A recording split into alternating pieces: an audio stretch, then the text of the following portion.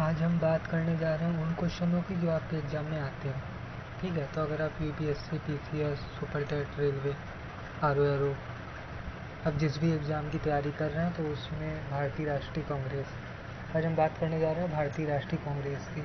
तो आप जानते हैं कि ये टॉपिक कितना इम्पोर्टेंट है। ठीक है, तो चलिए हम स्टार्ट करते हैं। देखिए, ऐसा है कि जो भारतीय राष्ट्रीय कांग्रेस है, जब इसका इस्टेब्लिश जब हुई थी,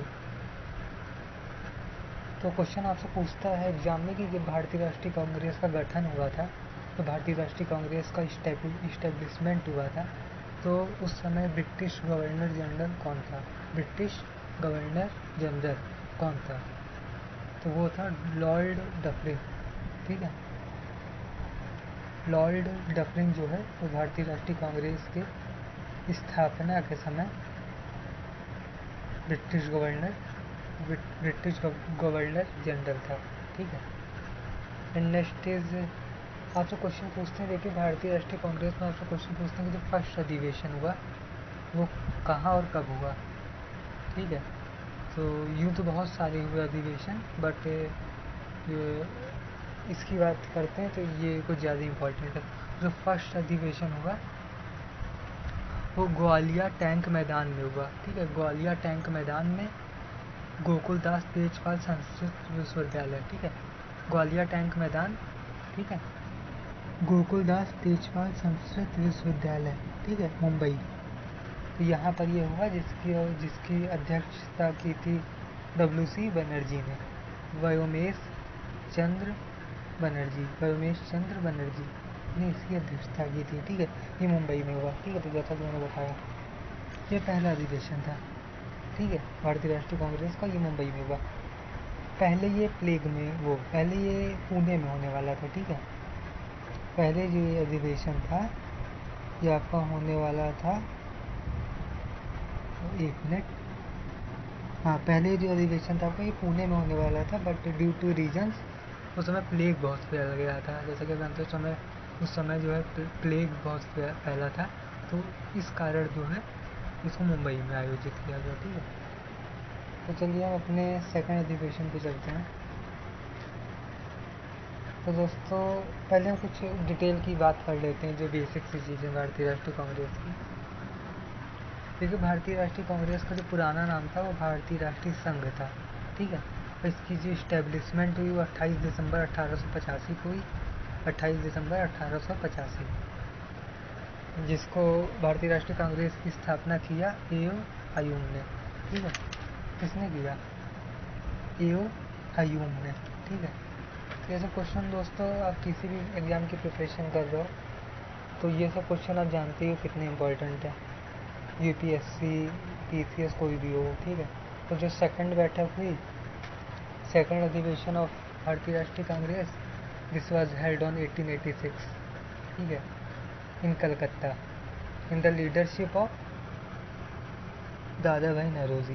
ठीक है, दादा भाई नौरोजी के अध्यक्षता में सेकंड अधिवेशन हुआ 1886 में। ठीक है, अब देखिए, पूछेगा कि सेकंड अधिवेशन की भारतीय राष्ट्रीय कांग्रेस की अध्यक्षता किसने की? तो दादा भाई नौरोजी ने की। तो ये कलकत्ता में हुआ, 1886 में हुआ। तो देखिए, कुछ क्वेश्चन इसमें बनते हैं कि जो दादा भाई नौरोजी थे, ठीक है,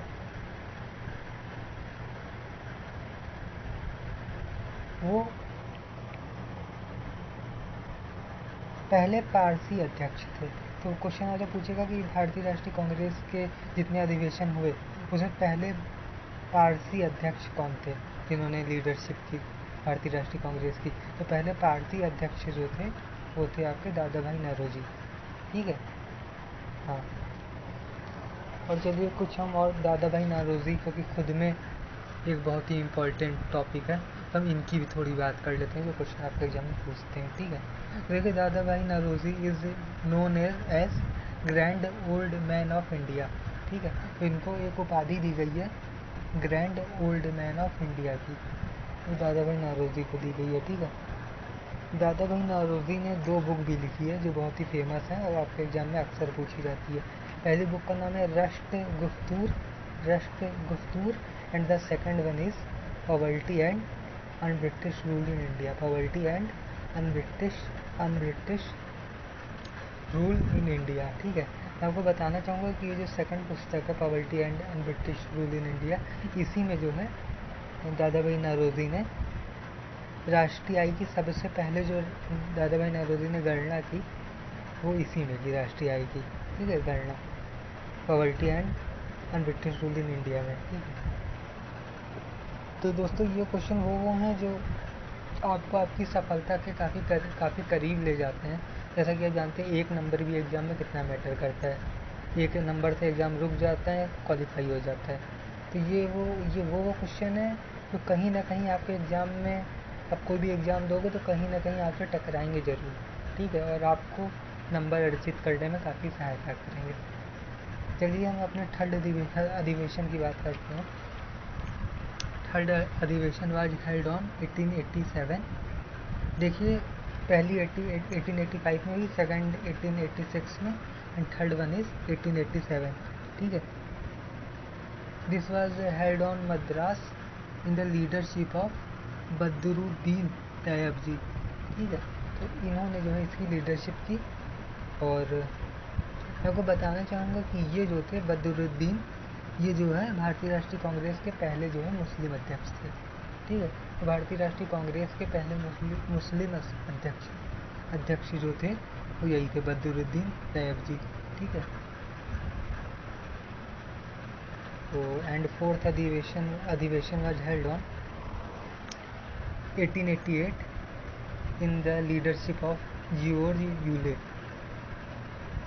तो 1888 में इसकी अध्यक्षता जॉर्ज यूले ने किया था। क्वेश्चन आपसे पूछते हैं भारतीय राष्ट्रीय कांग्रेस की चौथी अधिवेशन कब हुई, तो आप बताएंगे 1888 में हुई। किसकी अध्यक्षता में हुई, तो जॉर्ज यूले की अध्यक्षता में हुई। कहाँ हुई ये अधिवेशन, ये अधिवेशन इलाहाबाद में हुई। ठीक है, और आपसे क्वेश्चन पूछते हैं कि पहले अंग्रेज अध्यक्ष कौन थे जिन्होंने भारतीय राष्ट्रीय कांग्रेस की अध्यक्षता की, तो जॉर्ज यूले थे, और इलाहाबाद अधिवेशन की उन्होंने अध्यक्षता की जो 1888 में हुआ था। मैं आशा करता हूँ आप समझ गए होंगे। ठीक है, चलिए अगली बात करते हैं। तो देखिए 1890 का जो अधिवेशन हुआ, आज जो क्वेश्चन पूछते हैं कि कलकत्ता अधिवेशन जो 1890 में हुआ उसकी अध्यक्षता किसने की। ठीक है, तो जो आपसे क्वेश्चन पूछेंगे कि 1890 में जो भारतीय राष्ट्रीय कांग्रेस का अधिवेशन हुआ 1890 में, वो कहाँ हुआ और उसकी अध्यक्षता किसने की। तो देखिए 1890 की कलकत्ता अधिवेशन की अध्यक्षता जो की वो फिरोज शाह मेहता ने की। ठीक है, तो कुल मिलाकर के कहने का मतलब ये है कि जो अधिवेशन हुआ वो 1890 में हुआ, कलकत्ता में हुआ, उसकी अध्यक्षता किया फिरोज शाह मेहता ने। ठीक है, हाँ, तो Pherozeshah Mehta was leader in Calcutta अधिवेशन, इट वाज हेल्ड ऑन 1890। ठीक है, तो क्वेश्चन हमसे डायरेक्ट पूछते हैं ये कि 1890 के भारतीय राष्ट्रीय कांग्रेस के अध्यक्ष कौन थे, तो फिरोज शाह मेहता थे और वो कलकत्ता में हुआ ये अधिवेशन। ठीक है,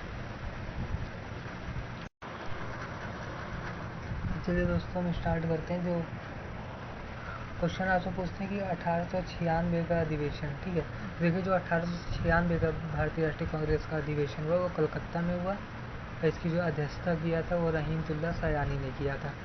ये इम्पोर्टेंट इसलिए भी है क्योंकि जो वंदे मातरम गीत था वो सबसे पहले यहीं गाया गया। और जो पूछा जाता है कि वंदे मातरम गीत जो था वो सबसे पहले कहाँ गाया गया, तो 1896 के कलकत्ता अधिवेशन में गाया गया भारतीय राष्ट्रीय कांग्रेस के।